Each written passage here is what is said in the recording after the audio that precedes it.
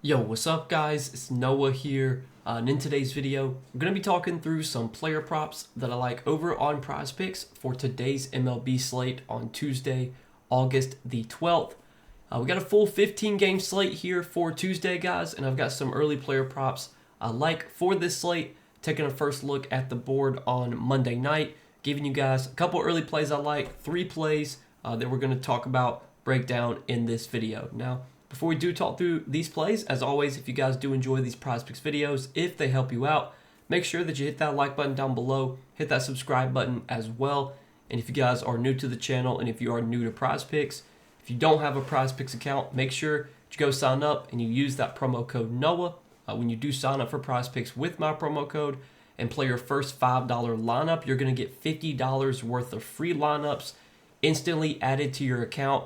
Use the free lineups that Prizepicks gives you, and hopefully you'll win some money off those free lineups. You can start to build up that bankroll over on Prizepicks. So again, guys, if you don't have an account over there, sign up and use code NOAH. And then also, we do have a partnership with Sleeper.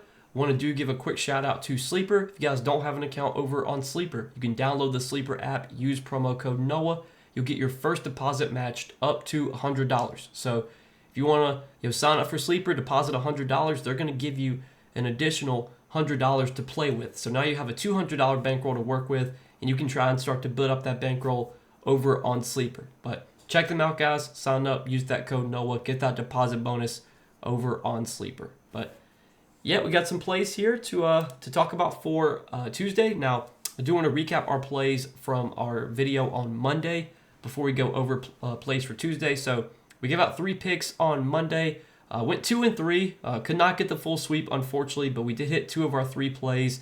Sadly, the play that missed was Jeffrey Springs over 4.5 strikeouts, which like that spot a lot for Jeffrey Springs. The Rays have been striking out a ton as of late, but Springs, he did not have his best stuff. He was working a lot of deep counts. I think he took him like 80 pitches or 85 pitches just to get through like 4 innings. He was just having to throw a lot of pitches. I think he had a lot of 2-strike counts. I think he had like 15 or 16 2-strike counts. So he had 2 strikes on a lot of batters. He just wasn't able to get those punch outs. I think he finished with 2 strikeouts. Obviously went under his projection, but our other 2 plays did hit. Riley Green over 1.5 hits, runs, RBIs.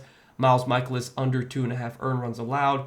Hopefully you guys are still able to make some money, even though we didn't quite get the full sweep. But hopefully we can get that full sweep today, hit all 3 of these plays for Tuesday. So looking at the props that I do like for today, we're going to talk about some hitter fantasy scores that I'm liking. The first one that we're going to talk about is going to be in the Mariners and Orioles game. We're looking at Cal Raleigh, 6.5 hitter fantasy score. It looks like this line did just get bumped up to 7, which is kind of annoying, but I still like it at 7. I think 7 fantasy score is still a little bit of a low line here on Cal Raleigh. This line was at 6.5 literally like a minute ago, so it just got bumped, which is kind of unfortunate. But looking at Cal Raleigh here in this matchup against Dean Kramer, I think this is a pretty good spot for Cal Raleigh. Obviously, we know Cal Raleigh has had some of the best power in the league this season. I'm pretty sure he leads the league in home runs. I think he's got like 45 home runs this season. Has shown a ton of power, both as a lefty and a righty. Cal Raleigh is a switch hitter, so obviously facing a right-handed pitcher today, he'll bat lefty. And if you look at his splits against right-handed pitching, I mean, he's been really good. He has been better against left-handed pitching this season, but even against right-handed pitching, he's still shown a lot of power. Only has a 225 average, but his power numbers are still really good. 546 slug, OPS over 900, 320 ISO against right-handed pitching. Still has a 147 WRC plus, and his numbers on the road have been even better. And it makes sense for Cal Raleigh to be better on the road because he plays his home games in Seattle, which, if you don't know, Seattle's ballpark, the Mariners ballpark, it's a very pitcher-friendly ballpark. It's been one of the most pitcher-friendly ballparks. So anytime the Mariners go on the road, it's probably going to be beneficial for their hitters because they're just going to be playing in a better ballpark to hit in, and they're going to Camden Yards, the Orioles ballpark, which is historically played as a pretty good hitter's ballpark. So I think this sets up as a really good spot for Cal Raleigh in a better ballpark with some pretty good hitting weather as well. I think looking at the weather in Baltimore for tomorrow, it's going to be 83 degrees, 73% humidity, winds blowing out to left at around 6 to 10 miles per hour, so some pretty good hitting weather. Mariners have an implied run total over 5 runs, so they're expected to score some runs here. And I think if you're going to attack Dean Kramer, you definitely want to do it with lefties. If you look at Kramer's splits this year, he has been a lot worse against left-handed hitters. Left-handed hitters are hitting 270 against Kramer, whereas righties are only hitting 249. He's also given up a higher on-base percentage, 313 to lefties, and he's given up a higher slug as well, 471 to lefties. So I think it sets up a good spot for some of these these lefties for the Mariners, specifically Kyle Raleigh, who's obviously been a great hitter this year, has shown a lot of power, even as a switch hitter, batting righty, batting lefty. It really hasn't mattered for him. He's shown a ton of pop this year. He's a guy that can also take walks, which for fantasy score you get points for walks. He's even shown some stolen base upside this year, which is kind of surprising. But Kyle Raleigh, I think, does have like 12 or 13 stolen bases, so he's got just a lot of ways that he can get fantasy points. Just think this line on him is a little bit too low here in this matchup against Kramer in a pretty good hitter's ballpark with some pretty good hitting weather for the Mariners here. And if you look at Kyle Raleigh's projections for today, surprisingly, he has a 2.5 hits, runs, and RBIs line.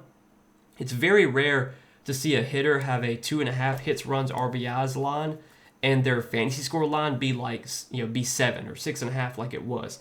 Typically, if a guy has a 2.5 HRR line, their fantasy score line is going to be at least 7.5, 8.5. So I think we're definitely getting a low fantasy score line here on Kyle Raleigh. That's going to be our first play for today. Now, our next two plays are going to be a 2-pick correlated stack. So on Prizepicks, you are allowed to take multiple hitters on the same team. Now, there is a little bit of a payout deduction for that because there's correlation. When you take two players on the same team, Prizepicks knows there's correlation, so they lower the payouts. But even when you take two players from the same team and you play it as a 3-pick lineup with a player from a different game, the payout still is close to what it normally would be. The normal payout for a 3-pick power on Prizepicks would be 6x. When you take a 2-pick stack, it pays out 5.75x, so not too far off from what you would normally get. And the 2-pick stack that we're going to look at is going to be on the Guardians. We're going to take Jose Ramirez, more than 7.5 hitter fantasy score. We're going to correlate that with Kyle Manzardo, more than 5.5 hitter fantasy score. And I like targeting the lefties here for Cleveland because I think the lefties are in a good spot today going up against Jansen Junk. Jansen Junk going to be pitching for the Marlins here. And if we look at Jansen Junk this season, he has also really struggled against lefties, giving up a 298 average, 328 on base percentage, and a 419 slug to lefties, whereas against righties, only a 239 average, 250 on base percentage, 352 slug. So Junk this season has definitely been more giving to lefties. Lefties have had a lot more success against him, and if I'm going to target some lefties for Cleveland, obviously Jose Ramirez, probably without a doubt the best hitter on their team, one of the better hitters in the league, also a switch hitter, has had better splits, I believe, this year against right-handed pitching than he has against left-handed pitching. Or actually, no, he's been better against left-handed pitching, but his numbers against right-handed pitching are still really good. 274 average against right-handed pitching, and then a high on-base percentage. He gets on base a ton, 352 on-base percentage, 512 slug, 863 OPS, 238 ISO. Definitely hitting for more power against righties than he has against lefties, 133 WRC plus. And then if we look at Kyle Manzardo, not very good against left-handed pitching, but against right-handed pitching, very solid, 254 average, hits for power, has a 228 ISO, 815 OPS against right-handed pitching, 126 WRC plus. Manzardo's been great against right-handed pitching this year. Jose Ramirez always had great splits against right-handed pitching, and I think this sets up as a really good spot for them against a pitcher in Jansen Junk, who, like we said, has really struggled against lefties this year. The Guardians should be in a pretty good spot here to put up some runs against Junk. If you look at Junk this season, his ERA, 3.97, his expected ERA, 4.1. Junk definitely benefits from pitching in Miami, which is a very good pitcher's ballpark. Going into Cleveland today is not, it's not like the best hitter's park by any means, but I think it sets up as a better hitter's park than if they were playing this game in Miami. And I want to say there's going to be some decent hitting weather in Cleveland tomorrow. 83 degrees, 68% humidity, winds blowing out to center at 5 to 10 miles per hour. So a little bit of some decent hitting weather as well. Obviously, that's a plus here too. Guardians have a team total near 5 runs, so they're expected to put up some runs here on Jansen Junk. And I think, like I said, if anybody's going to get to junk in this spot. I think it's going to be the lefties. They set up in a little bit of a better spot than the righties do, and the lefties I like in this spot are definitely Jose Ramirez and Kyle Manzardo. So these are 3 props, guys, that we're going to roll with for today's slate on Tuesday. We've got 3 hitter props. I know hitter props can definitely be a little bit more volatile, but these were 3 spots that I did like, taking a first look at the board the night before. We're going to roll with these 3 plays, and hopefully we can go 3-0 here on these 3 picks. But as always, I appreciate you guys watching these Prizepicks videos, and I appreciate your support. Make sure that you hit that like button for me down below before you do get out of here. Hit that subscribe button as well. And if you guys are new to Prizepicks and if you don't have a Prizepicks account, be sure that you go sign up and you use that promo code NOAH when you do sign up for Prizepicks with my promo code. Play $5, you're going to get $50 worth of free lineups instantly added to your account. So this is an easy way to kickstart your bankroll on Prizepicks. Use those free lineups, make some money, and again, hopefully you can start to build up that bankroll. But good luck as always, guys. Thanks for watching. Thanks for supporting the videos. We'll see you guys in the next one.